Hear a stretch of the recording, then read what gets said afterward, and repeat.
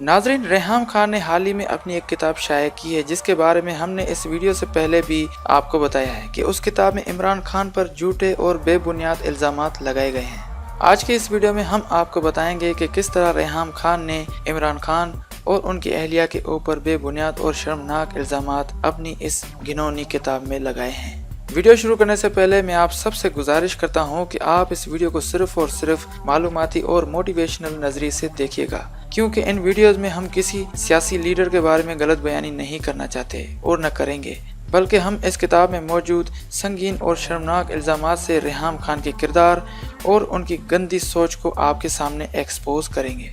दोस्तों, आपने अगर अभी तक हमारे चैनल को सब्सक्राइब नहीं किया तो अभी सब्सक्राइब के बटन को प्रेस करके शान अली टीवी को सब्सक्राइब करें और साथ वाले बेल के बटन को भी दबाएं ताकि आपको हमारी हर आने वाली न्यू वीडियो की अपडेट मिलती रहे। दोस्तों, मैं हूं शान अली और आप देख रहे हैं शान अली टीवी। तो चलिए इस वीडियो का आगाज करते हैं।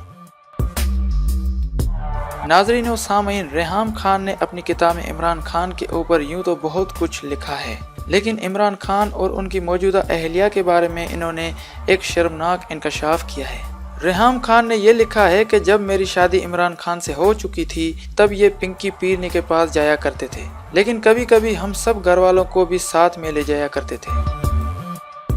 रेहाम खान का कहना है कि इन दोनों का ताल्लुक काफी पुराना है। शुरू में ये एक पीर और मुरीद का रिश्ता था और ये मुरीद इतना पक्का था कि सिर्फ खुद पीरनी के पास नहीं जाता बल्कि पूरी फैमिली को साथ ले जाया करता था।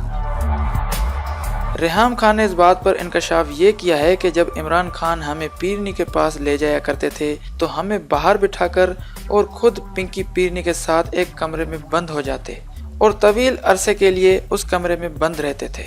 हम बाहर बैठे बैठे इनका इंतजार करते थे और ये दोनों एक कमरे में बंद अपने रूहानी अमल को सर अंजाम देते थे।